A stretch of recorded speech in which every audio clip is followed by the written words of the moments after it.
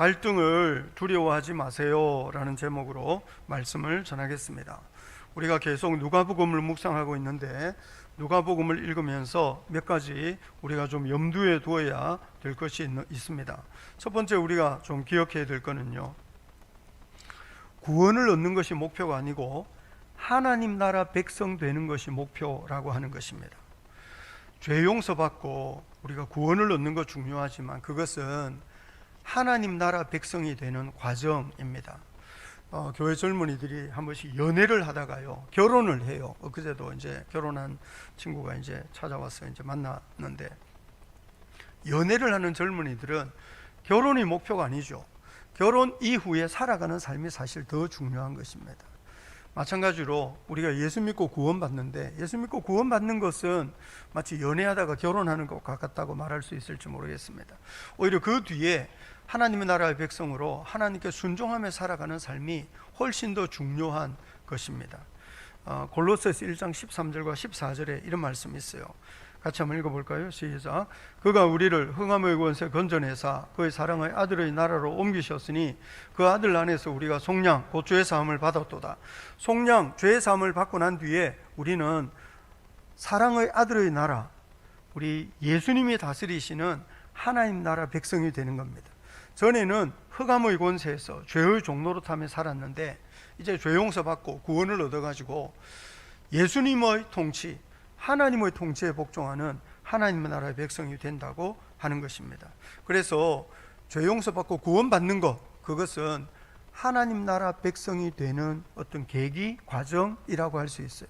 그래서 죄 용서받고 구원 얻는 것이 목표가 아니고 하나님의 나라의 백성이 되어 사는 것이 목표다는 것을 우리가 잘 이해해야 합니다. 본래 이 세상이 하나님의 나라예요. 본래 하나님이 세상을 창조하시고 본래 하나님께서 말씀으로 이 세상을 붙들고 계시는 거거든요. 온 우주는 하나님의 통치, 하나님의 다스림을 받는 곳이었습니다. 하나님의 형상으로 지음받은 사람은 하나님 통치의 대행자, 청지기였어요. 그래서 하나님이 하나님의 형상으로 우리를 지으시고 세상을 다 다스리라고 말씀하신 거죠. 문제는 하나님께 순종하지 않았던 거예요. 하나님이 말씀으로 세상을 창조하시고 하나님이 말씀으로 이 세상을 붙들고 계신데, 하나님의 형상으로 지음받은 사람이 하나님께 불순종했어요. 하나님께 반역하는 거죠. 그래서 우리는 하나님에 대한 불순종, 하나님에 대한 반역이 세상에서 우리가 경험하는 모든 고통과 모든 괴로움의 원인이라는 것을 잘 이해해야 합니다. 그래서 하나님께서요, 하나님의 통치를 회복하려고 하시는 거예요.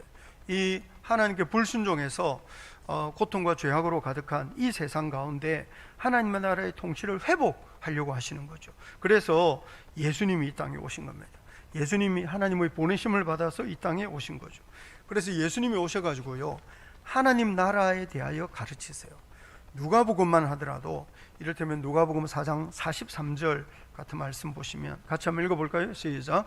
예수께서 이르시되 내가 다른 동네들에서도 하나님의 나라 복음을 전하여야 하리니 나는 이 일을 위하여 보내심을 받아노라 하시고, 예수님이 전하신 복음은 하나님 나라에 대한 것입니다. 그래서 누가복음에서만 하나님의 나라라는 표현이요, 제가 쭉 세보니까 31번 나와요. 하나님의 나라 말고도 뭐 그의 나라, 그 나라 이렇게까지 하면 37번.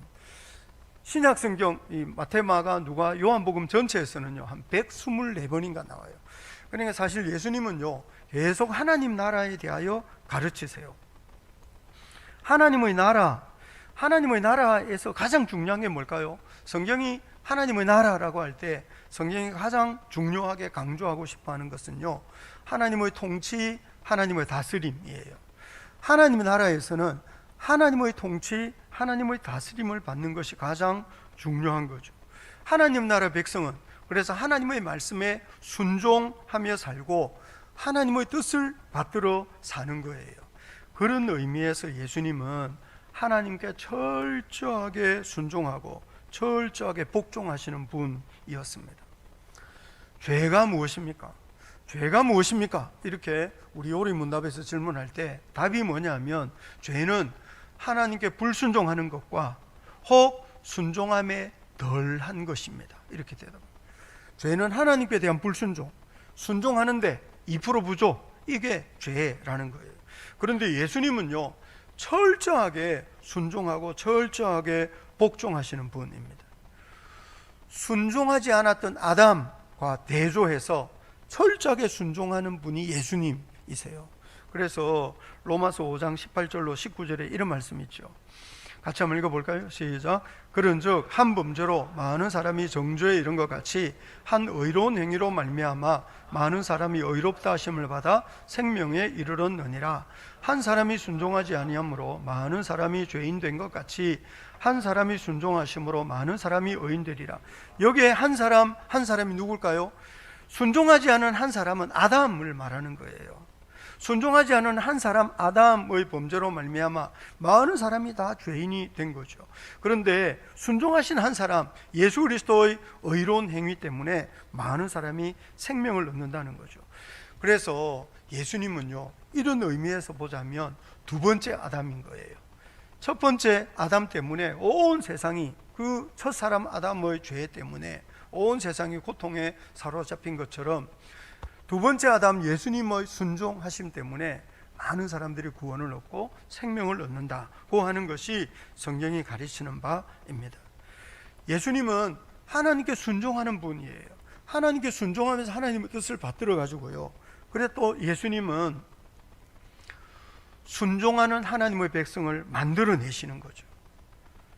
예수님은 자신이 순종하시면서 예수님을 뒤따르는 많은 제자들을 순종하는 하나님의 백성으로 만들어내려고 하는 것입니다.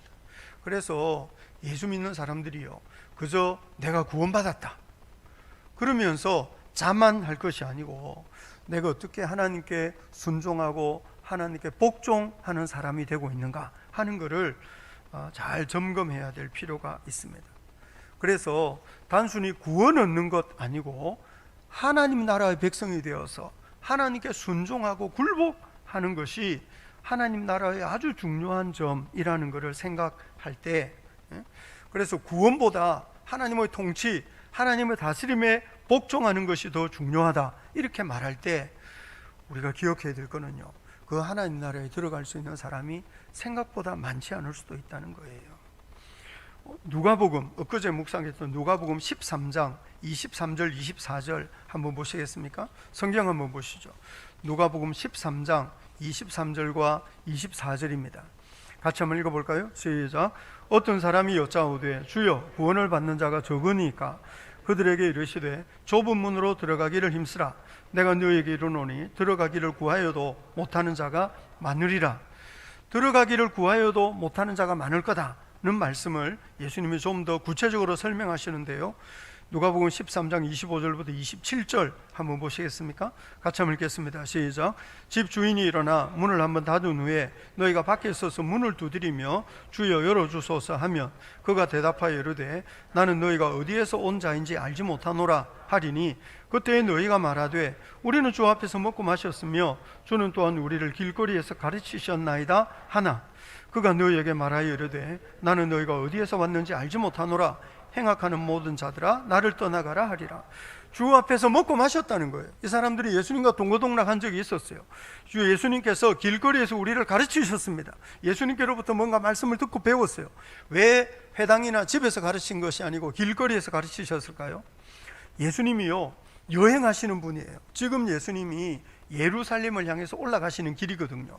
그러니까 여기서 길거리에서 우리를 가르치셨습니다 이렇게 주장하는 사람들은 예수님의 여정에 동행하면서 예수님을 따라다니는 그런 사람들이었다는 거죠. 근데 예수님은 자기를 따라다니고 있는 그 사람들에게 자칫하면 너희들 하나님 나라에 못 들어갈 수도 있어 이렇게 말하는 거예요. 이를테면 예배당에 와서 예배를 드리고 있는데 여러분들은 천국에 들어갈 수 없을지도 모릅니다 이렇게 이야기하는 거죠. 열심히 교회 일을 하고 있는데 당신 자칫하면 당신 천국에 못 들어갈 수도 있어 이렇게 이야기하는 거예요. 실제로 오늘날 예배당을 출입하는 사람들이 상당히 오해하고 있는 것이 있는데요, 자기가 원하기만 하면 언제든지 천국 갈 수 있을 거라는 거예요. 내가 원하기만 하면. 아닙니다 여러분. 천국 문을 열고 닫는 것은 하나님이 하시는 일이지 천국 문은 우리가 마음대로 열고 닫는 것이 아닙니다.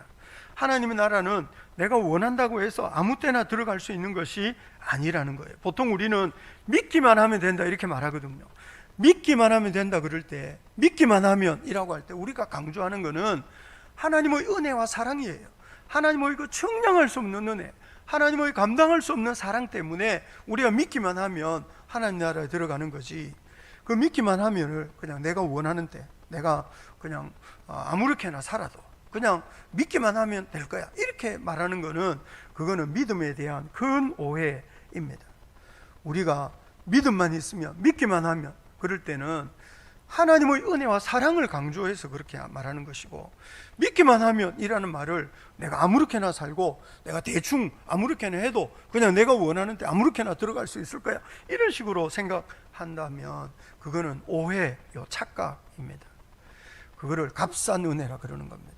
천국은 아무나 원한다고 자기가 자기가 그냥 아무렇게나 생각하는 대로 그렇게 할 수 있는 것이 아니에요.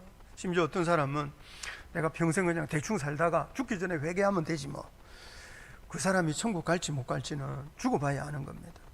하나님은 그렇게 이용할 수 있는 분이 아닌 거예요. 그래서 예수님의 말씀을 듣던 사람들이요, 가만히 들어보니까 이게 심상치 않은 거예요. 그래서 예수님께 질문한 거예요. 구원을 얻을 자가 적으니까. 들어보니까 아무나 갈 수 있는 데가 아닌 거죠. 예수님의 말씀을 가만히 들어보니까 하나님의 나라는 정말 하나님께 굴복하고 하나님의 뜻을 받들고 하나님께 순종하는 사람이 들어갈 수 있는데, 이게 심상치 않아요. 그래서 주여 구원을 받는 자가 적으니까 이렇게 질문한 거죠. 아니나 다를까 예수님께서 좁은 문으로 들어가기를 힘써야 된다고, 들어가기를 구하여도 못하는 자가 많을 거라고, 자기가 원한다고 되는 것이 아니고 우리 문을 여닫는 분이 하나님이신 줄 알아야 합니다. 그래서 좁은 문으로 들어가기를 힘써야 된다고, 하나님 나라를 위해서 대가를 지불하는 것이 필요하다고 그렇게 말씀하시는 거예요. 하나님 나라에 들어가기 위하여 힘써야 된다는 것은요, 뭔가 엄청난 업적을 세워야 된다 뭐 그런 말은 아닙니다. 우리가 뭐 대단한 일을 하는 능력자가 되어야 된다 그런 말은 아니에요. 사실 하나님 나라에 들어갈 수 있는 가장 중요한 자격은요, 하나님의 뜻을 어린아이처럼 받드는 거예요. 어린아이 그러면 성경에는 두 가지 용법으로 쓰는데, 어떤 때는 어리석어서 어린아이도 있고요, 하나님 나라를 어린아이처럼 받들어야 된다 그럴 때 그때 어린아이는 좀 착하고 순전한 사람을 가리키는 거예요. 이를테면 누가복음 18장 16절로 17절에 이런 말씀이 있는데, 같이 한번 읽어볼까요? 시작. 예수께서 그 어린아이들을 불러 가까이 하시고 이르시되 어린아이들이 내게 오는 것을 용납하고 금하지 말아라. 하나님의 나라가 이런 자의 것이니라. 내가 진실로 너희에게 이르노니 누구든지 하나님의 나라를 어린아이와 같이 받아들이지 않는 자는 결단코 거기 들어가지 못하리라 하시니라. 하나님 나라를 어린아이같이 받든다는 건 어떤 것을 말하는 걸까요? 제가 며칠 전에 어디를 운전하며 갔다 오는데요, 이런 장면 본 적 있어요. 사진을 찍었어요. 하도 기특해서. 보이세요? 길을 건너는데요, 저 아이가 몇 살이나 됐을지 모르겠어요. 이렇게 손 들고, 이게 횡단보도 건널 때 아이들이 막 손 들고 이렇게 건넙니다. 근데 저런 아이들이 저기서 10살만 더 먹으면 슬리퍼 끌고 신호도 안 지키고 막 이렇게, 저런 예쁜 아이가 어떻게 그렇게, 저 아이가 그렇게 되진 않겠죠. 보통 우리 10대 청소년들 보면 막 대충 슬리퍼 끌고 막 신호도 안 지키고 아무렇게나 지나고 이렇게. 근데 대부분 이렇게 한 서너 살 먹은 아이들은 횡단보도를 건널 때 다 이렇게 손을 들고 건너요. 이유가 뭐겠습니까? 어린이집에서 이렇게 하라고 가르친 거죠. 유치원에서. 아이가 착해서. 이런 것이 어린아이, 자기가 배운 대로 하는 이것이 어린아이입니다. 그 어린아이의 특징은 순진하고 착한 거죠. 고지고대로 받아들이는 것입니다. 하나님 나라가 어린아이 이런 자의 것이다, 하나님 나라를 어린아이같이 받아들여야 된다고 할 때 이런 순전함과 이런 착함이 우리에게 필요하다고 하는 거죠. 그래서 사실상 하나님 나라에 들어가려면 하나님의 말씀을 그렇게 어린아이처럼, 우리가 하나님 나라에 들어가려면 하나님의 뜻을 이렇게 어린아이처럼 순전하게 받아들이고 즐거이 굴복하며 살아가는 것이 필요하다고 하는 거죠. 그런데요, 예수님이 이런 말씀하실 때 바리새인들이요 상당히 불편하게 생각했습니다. 바리새인들은 예수님의 말씀을 어린아이처럼 받아들이지 않았습니다. 바리새인들은 예수님 주변에 항상 많이 있었는데요, 예수님이 무슨 말씀을 하시는지 대충 알아들었어요. 그런데요, 바리새인들은 예수님의 말씀을 들을 때마다 불편했어요. 예수님이 너무 부담스러웠어요. 예수님이 자기를 공격하시는 것처럼 그렇게 느꼈어요. 하나님의 말씀이 우리를 불편하게 하면 우리 생각과 우리 삶을 고쳐야 할 줄 믿으시기 바랍니다. 하나님의 말씀 때문에 불편하면 내 삶을 고쳐야지, 하나님의 말씀을 외면하거나 막 이렇게 좀 이렇게 거절하거나 이렇게 할 수는 없는 거예요. 우리가 성경을 읽다가 보면 예수님이 모든 사람과 다 사이좋게 지내지 못했습니다. 우리는 우리 주변에 있는 사람들하고 잘 지내고 싶은 마음이 있어요. 그런데 예수님은 그런 의미에서 보자면 예수님은 주변에 있는 사람들과 늘 사이좋게 지내지 못했어요. 대인관계의 기술이 부족해서 그럴까요? 예수님을 노골적으로 싫어하는 사람들이 예수님 주변에 상당히 많았어요. 예수님을 아주 부담스럽게 여기고 심지어 나중에는 예수님을 죽여버리고 싶어 할 정도로 미워하는 사람들이 예수님 주변에 꽤 많았는데, 예수님이 대인관계를 맺을 수 있는 능력이 부족해서 그랬느냐, 대인관계의 기술이 그런 거 아니고 예수님은 하나님께 복종하고 하나님의 뜻을 받들고 싶었던 거죠. 하나님의 나라에 굴복하지 않고 하나님께 순종하지 않으려고 하는 사람들하고는 예수님이 관계가 좋지 않았어요. 그래서 예수님은요 갈등이 많았어요. 예수님 주변에 있는 사람들하고. 오늘 우리가 읽고 있는 누가복음 14장 본문은요, 예수님이 선포하시는 하나님 나라의 복음과 대항하는 그 하나님 나라의 복음을 싫어하는 사람들과 사이에 있었던 갈등을 보여주고 있습니다. 오늘 본문도요, 바리새인과 예수님 사이에 아주 눈에 보이지 않는 치열한 어떤 그 힘겨루기 뭐 이런 거 있어요. 오늘 14장 1절 한번 보시겠습니까? 14장 1절입니다. 같이 한번 읽어볼까요? 시작. 안식일에 예수께서 한 바리새인 지도자의 집에 떡 잡수시러 들어가시니 그들이 엿보고 있더라. 예수님은 초대를 받았을 거예요. 식사 자리에. 예수님이 워낙 유명한 인물이었기 때문에 아마 그 동네를 지나가면 그 동네 유지가 예수님 불러서 뭔가 대접하고 뭐 이야기하고, 이게 아마 그 시대의 풍습이었거든요. 그런데 이 바리새인 지도자가 예수님을 초대했는데요, 그들이 엿보고 있더라. 바리새인들이 늘 예수님을 책잡으려고 하고 뭔가 꼬투리를 잡아가지고 예수님을 공격하려고 하는 것은 어제 오늘의 일이 아니었어요. 그리고 예수님은 바리새인들이 그렇게 자기를 싫어하고 틈만 나면 뭔가 꼬투리를 잡아가지고 공격하려고 한다는 것을 아시면서도 바리새인의 집에 초대받았을 때 거절하지 않았어요. 이유가 뭘까요? 예수님은요 바리새인 같은 사람들에게도 하나님의 나라 복음을 들려주고 싶었던 거죠. 예수님은 자기 주변에 있는 모든 사람들에게 최선을 다하세요. 예수님이 세리나 죄인들만 좋아하신 것이 아니고 바리새인도 좋아하시고, 예수님은 누구에게나 하나님 나라의 복음을 전하고 싶어 하셨던 거죠. 그런데요 바리새인들은요 그런 마음이 아니었어요. 어떻게 해서든지 예수님과 말다툼하고 힘겨루기 해서 예수님을 좀 제압하고 자기가 얼마나 대단한 사람인가 이런 거를 보여주고 싶어 했던 거죠. 그래서 뭔가 이 치열한 어떤 다툼이 있어요. 갈등이 있다고요. 그리고 또 예수님도요 한마디도 이렇게 지지 않으시고, 예수님 전혀 양보하지 않으시고, 예수님 아주 과격하게 말씀하시고 과격하게 행동하세요. 오늘 보면 2절부터 6절 한번 보시겠습니까? 2절부터 6절입니다. 같이 한번 읽어볼까요? 시작. 주의 앞에 수종병 든 한 사람이 있는지라. 예수께서 대답하여 율법 교사들과 바리새인들에게 이르시되 안식일에 병 고쳐주는 것이 합당하냐 아니하냐. 그들이 잠잠하거늘 예수께서 그 사람을 데려다가 고쳐보내시고 또 그들에게 이르시되 너희 중에 누가 그 아들이나 소가 우물에 빠졌으면 안식일에라도 곧 끌어내지 않겠느냐 하시니 그들이 이에 대하여 대답하지 못하더라. 수종병이라는 것은 몸이 좀 부어오르는 이런 병이었다고 그럽니다. 그런데 예수님께서 그 사람을 고쳐주려고 하시는 거예요. 안식일인데. 안식일에 병 고치는 거 바리새인들 싫어했거든요. 안식일에는 곧 죽을 병이 아니면 고치면 안 된다 이렇게 생각했어요. 근데 예수님이요, 예수님은 사람을 고치고 사람을 구원하는 데는 거침이 없으세요. 그래서 아니 너희들 안식일에 네 아들이나 소가 우물에 빠졌으면 건져내는 거 당연하지 않느냐 그러면서 예수님께서 이 사람을 고쳐주려고 하시는데요, 이 사람들이 잠잠하고 아무 대답도 하지 않았다 그래요. 왜 잠잠하고 대답하지 않았을까요? 마음에 안 드는 거죠, 예수님이. 그렇다고 해서 안식일에 병 고치면 안 돼요 이렇게 말하려니까 좀 그거는 아닌 것 같고, 예수님이 안식일에 네 아들이나 소가 우물에 빠졌으면 너 건져내지 않을래? 여기 어떻게 대답할 수 있겠어요?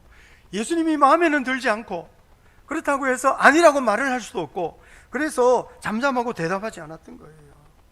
그런데요, 예수님이요, 바리새인들의 그런 입장, 그런 태도를 뻔히 아시면서도 이 수종병 든 사람 고쳐주세요.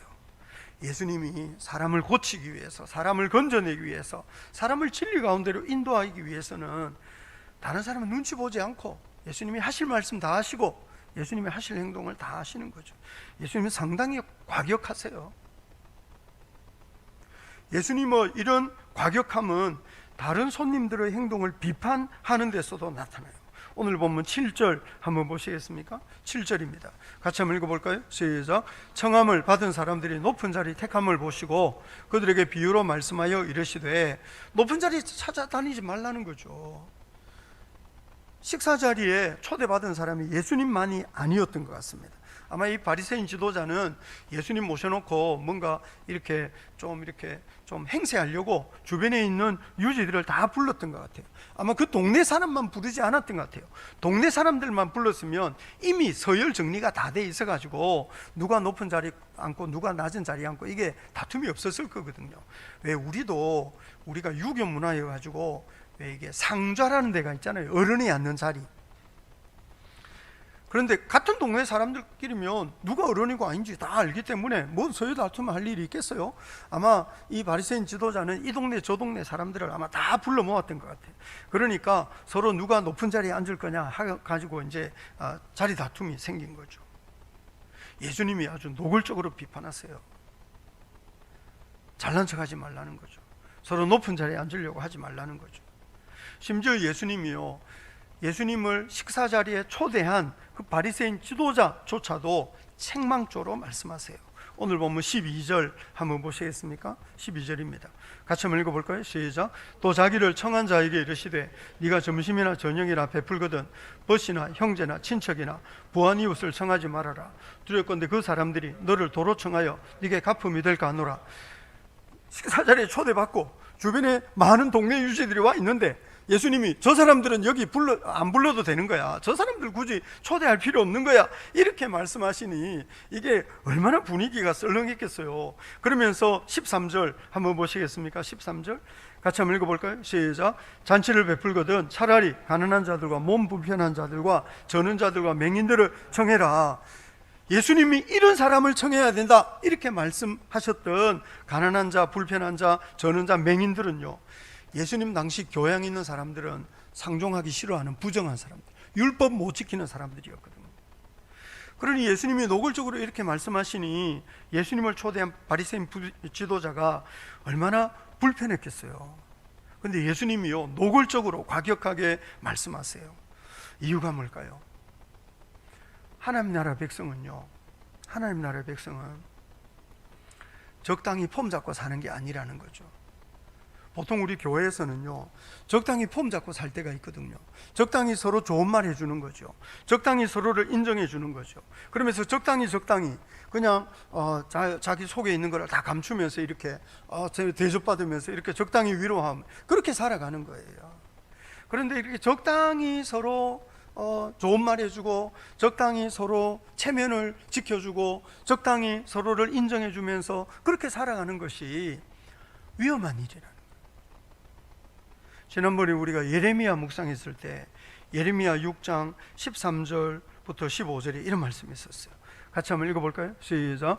이는 그들이 가장 작은 자로부터 큰 자까지 다 탐욕을 부리며 선지자로부터 제사장까지 다 거짓을 행함이라. 그들이 내 백성의 상처를 가볍게 여기면서 말하기를 평강하다 평강하다나 평강이 없도다. 그들이 가증한 일을 행할 때 부끄러워하였느냐? 아니라 조금도 부끄러워하지 않을 뿐 아니라 얼굴도 붉어지지 않았느니라. 그러므로 그들이 엎드러지는 자와 함께 엎드러질 것이라. 내가 그들을 벌하리니 그때 그들이 거꾸러지리라. 여호와의 말씀이니라. 분명히 문제가 있어요. 분명히 하나님을 떠났어요. 분명히 순종하지 않아요. 그런데 서로를 불편하게 하고 싶지 않은 거죠. 괜히 이렇게 얼굴 붉히고 싶지 않은 거죠. 그러니 적당히 말하는 거죠.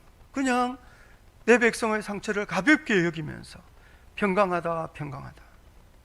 문제를 드러내지 않아요. 저 사람이 틀림없이 하나님께 불순종하고 있는데 그걸 굳이 지적하려고 하지 않는 거죠. 굳이 그거를 깨우쳐서 서로 좀 불편한 관계 만들고 싶지 않아서 적당히 대충대충 듣기 좋은 말 해주고 적당히 심기를 불편하게 하지 않을 만한 말 하면서 적당히 서로 자존심 내세우면서 적당히 좀 서로 대접하면서 실제로는 하나님께 순종할 줄 모르고 실제로는 자기 욕심 따라 그냥 그렇게 살아가는 거죠.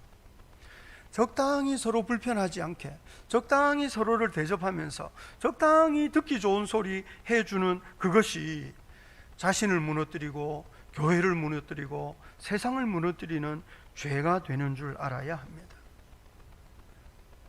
예수 믿는 사람들이요, 그래서 서로 적당히 불편하지 않은 관계를 유지하며 살아가는 것처럼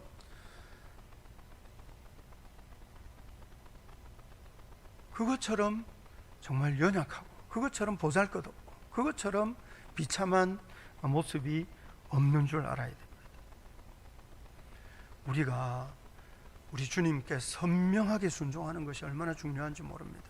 그래서 예수님은 사람들과 적당히 긴장이 없는, 갈등이 없는 그런 관계를 만들려고 하시지 않고 예수님은 오히려 하나님 나라의 백성으로서 확실하게 주님께 순종해야 됩니다.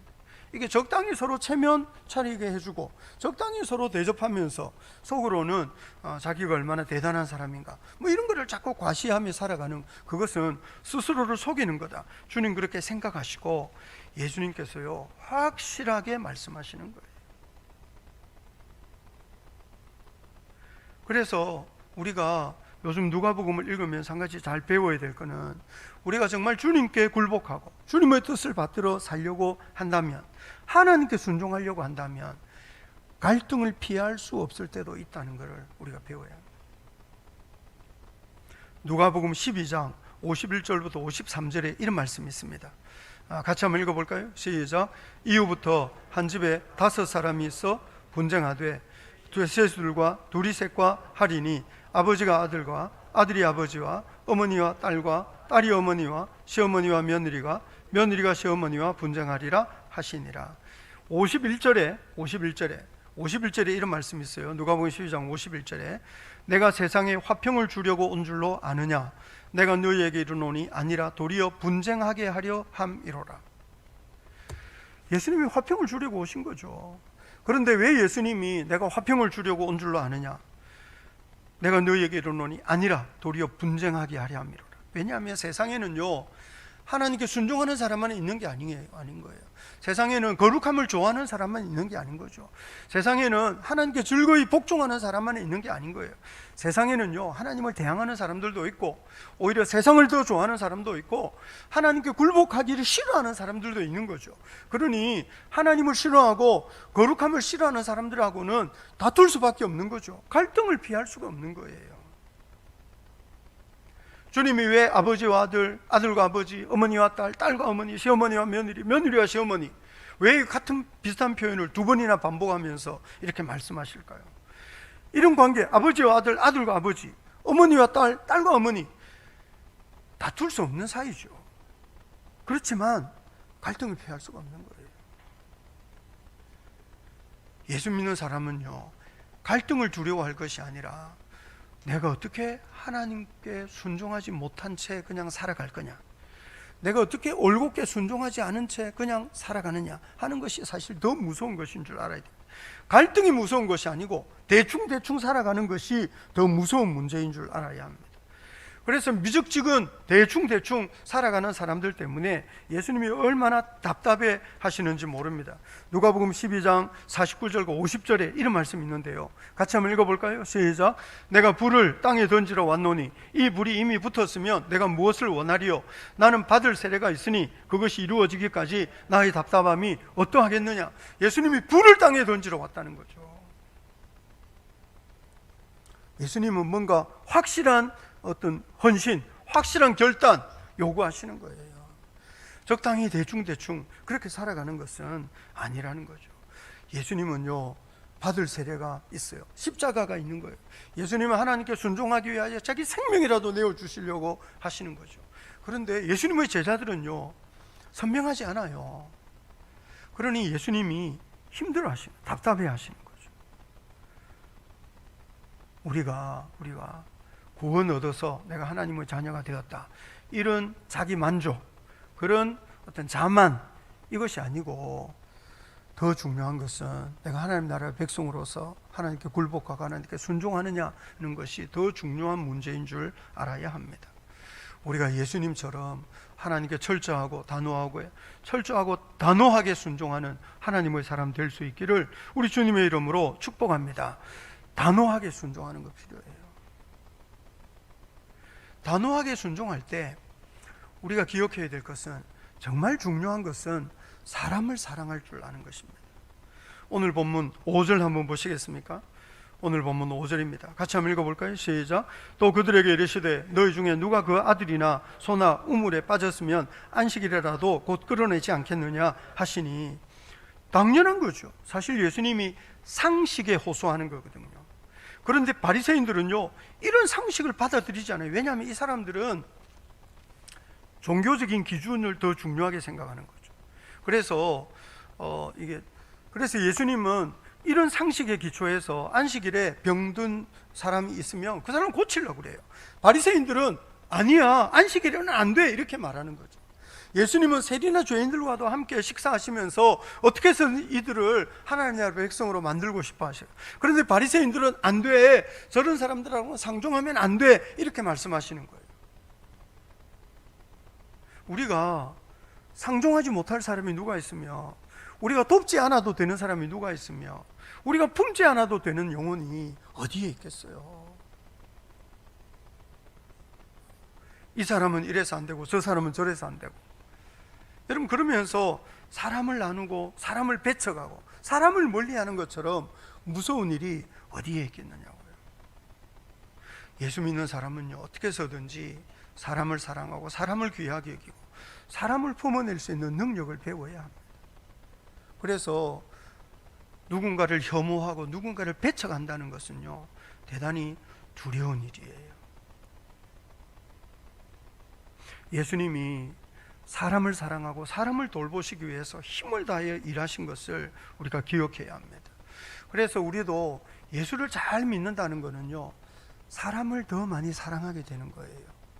전에는 용납하지 않았던 사람들도 그럴 수도 있지 하면서 받아들이고, 전에는 상종할 수 없다고 생각했던 사람도 이제는 불쌍히 여기고 기도하게 되고, 그래서 우리가 예수 믿는 사람들이요, 마음이 더 너그러워져서 누구든지 사랑하고 누구든지 품어낼 수 있는 능력을 갖출 때 비로소 성숙한 사람이 되어간다고 할 수 있는 것입니다. 예수님처럼 사람 사랑하는 법을 배워야 합니다. 하나님의 나라는 영혼을 품어내는 능력을 갖춘 사람들이, 그런 사람들을 통해서 이루어지는 것이 하나님의 나라인 거거든요. 하나님의 나라 백성에게 정말 중요한 거는요, 자기를 너무 중요하게 여기지 않는 거예요. 오늘 본문 11절 한번 보시겠습니까?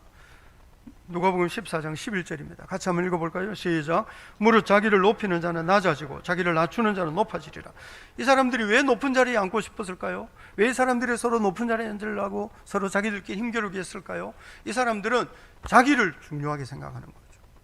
자기를 중요하게 생각하는 것은 어리석은 일입니다. 요즘은 세상 사람들이요, 세상에서 네가 제일 중요하고 네 인생이 중요하고 네 행복이 중요하다, 이렇게 말하거든요. 자녀들에게 제발 네 인생이 제일 중요하다, 네 행복이 제일 중요하다, 자녀들에게 절대로 그렇게 말하지 마세요. 세상에는요, 나보다 더 중요한 가치가 있어요. 세상에는 나보다 더 중요한, 내 생명보다 더 중요한 가치가 있다고요. 예수님이 왜 십자가 짊어지셨겠어요?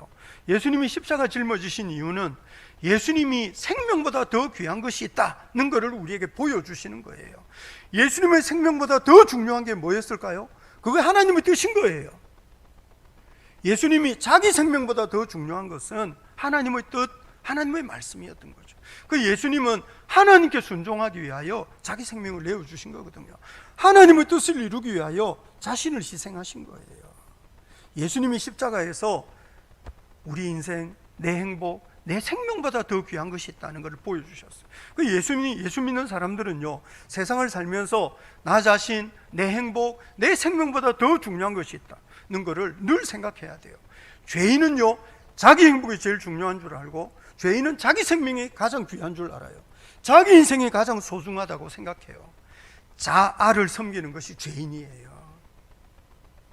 우리 얼마 전에 누가복음 12장 묵상할 때 거기에 어리석은 부자의 비유 뭐 이런 거 있어요. 어떤 부자가 있었는데 12장 보면 한 부자가 밭에 소출이 풍성해서 심중에 이르되 내가 곡식 쌓아둘 곳이 없으니 어찌할까? 이르되 내가 이렇게 하리라. 내 곡관을 열고 더 크게 짓고 내 모든 곡식과 물건을 거기 쌓아두리라. 내가 내 영혼에게 이르되 영혼아 여러 해 쓸 물건을 많이 쌓아두었으니 평안히 쉬고 먹고 마시고 즐기자. 뭐 이렇게 말해요. 그런데 그 주님께서 어리석은 자여 오늘 밤에 내가 네 영혼을 도로 찾으리니 그러면 네 준비한 것이 누구의 것이 되겠느냐, 뭐 이런 비유 있거든요.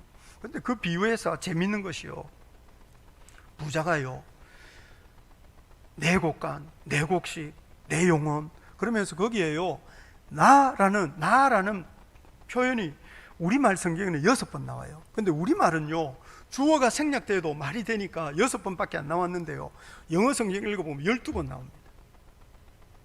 그러니까 이 부자는요 온통 자기 자신에 대한 관심으로 가득 차 있는 사람이에요. 세상을 살면서 자기를 너무 소중하게 생각하는 것이 죄가 될 수 있는 줄 알아야 합니다. 예수 믿는 사람은 인생을 살면서 나보다, 내 행복보다, 내 인생보다 더 귀한 것, 더 중요한 것이 있다는 것을 알아야 됩니다. 내 인생보다, 내 행복보다, 내 생명보다 더 귀한 것이 우리 예수님이요 십자가요 하나님 나라의 복음인 줄 믿으시기 바랍니다. 그래서 예수 믿는 사람들은 이 진리에 순종하고 이 말씀에 복종하기 위하여 자신을 포기하는 거예요. 자신을 너무 중요하게 생각하지 마세요. 자기 행복을 너무 소중하게 여기지 마세요. 그렇게 자기를 소중하게 여기고 자기 행복 따라 살아가면 행복하지 못합니다. 왜냐하면 행복이라는 것은요 하나님께 순종하는 사람이 누리는 복이거든요. 행복 자체가 목표가 아닌 거예요. 행복하기 위해서 살면 행복하지 못해요. 예수 믿는 사람은 하나님께 복종하면서 하나님께 순종하면서 행복해지는 거거든요. 삶의 목표가 어그러져요. 세상에요 행복하지 않으려는 사람이 어디 있겠어요? 세상은 점점 지옥으로 변합니다. 이유가 뭐겠습니까? 옛날에는요 예수를 안 믿어도 사람이 사람 된 도리가 있다고 생각했어요. 예전에는 예수를 안 믿어도, 예전에는 도리라는 거는요 나를 뛰어넘는 거거든요. 뭔가 객관적인 기준이 있는 거예요. 그래서 뭔가 사람의 도리를 못하면 부끄럽게 여겼어요. 요즘은 그런 게 사라지는 거예요. 요즘은 다 자기 행복이 제일 중요하대요. 자기 만족이 제일 중요해요. 그러니까 세상이 점점 지옥으로 변하는 거거든요. 사람이, 개인이, 내 행복이, 내 인생이 최고가 아니에요. 아이들에게 절대로 네 인생, 네 행복이 제일 중요하다 그렇게 말하지 마세요. 그거는 아이를 하나님께로부터 떠나게 하는 말이라고요. 절대로 아이들에게 반드시 네 인생보다 더 중요한, 네 행복보다 더 중요한, 네 생명보다 더 중요한 가치가 있다고 말해야 돼요. 우리 주님이, 우리 하나님의 말씀이 더 귀하고 더 중요한 줄 믿으시기 바랍니다. 눈에 보이는 세상이 전부가 아니라 영원한 소망이 있다는 것을 기억해야 합니다. 오늘 본문 14절 한번 보시겠습니까? 본문 14절입니다. 같이 한번 읽어볼까요? 시작. 그리하면 그들이 갚을 것이 없으므로 네게 복이 되리니 이는 의인들의 부활 시에 네가 갚음을 받겠음이라 하시더라. 의인의 부활 경험할 때가 있고 주님께서 주시는 상을 받을 때가 있는 거죠. 지난번에 베드로전서 묵상할 때 베드로전서 1장 3절부터 4절에 이런 말씀이 있었어요. 같이 한번 읽어볼까요? 시작. 우리 주 예수 그리스도의 아버지 하나님을 찬송하리로다. 그의 많으신 긍휼대로 예수 그리스도를 죽은 자 가운데서 부활하게 하심으로 말미암아 우리를 거듭나게 하사 사한 소망이 있게 하시며 썩지 않고 더럽지 않고 쇠하지 않은 유업을 있게 하시나니 곧 너희를 위하여 하늘에 간직하신 것이라. 우리에게 썩지 않고 더럽지 않고 쇠하지 않는 영원한 유업이 있다는 거죠. 지금 삶이 전부가 아니라는 거예요. 장차 우리가 누리게 될 하나님 나라의 영광, 장차 우리가 누리게 될 영원한 새하늘과 새 땅의 소망이 있는 줄로 믿으시기를 바랍니다. 예수 믿는 사람은 그 영원한 소망 붙잡고 사는 사람이라는 거예요. 썩지 않고 더럽지 않고 쇠하지 않는 유업 이어받을 소망을 가지고 이 땅을 믿음으로 살아가는 거죠. 그러니 이 사람 저 사람 눈치 보며 살지 마세요. 이 사람 저 사람 눈치 보며 살지 말고 주님께서 우리에게 들려주신 말씀이 무엇인지 기억하고 그 말씀 힘껏 부여잡고 살아야 합니다. 말씀 부여잡고 살 때 세상 사람들은 너 바보 아니냐 이렇게 말할지도 모르겠어요. 오히려 또 세상에는요, 모든 사람이 다 하나님을 두려워하거나 모든 사람이 거룩함을 좋아하지는 않아요. 그래서 세상의 욕심 따라 살아가는 사람들하고는 갈등과 다툼이 있을지도 모르겠어요. 그렇지만 갈등 두려워할 필요 없다고요. 다툼 두려워할 필요 없어요. 왜냐하면 우리에게 들려주신 명확한 하나님의 말씀이 있거든요. 그러니 세상과 타협하지 말고 이 말씀 부여잡고 이 하나님 나라의 소망 부여잡고 용감하게 살아가는 귀한 하나님의 사람 될 수 있기를 우리 주님 이름으로 축복합니다. 아멘, 아멘.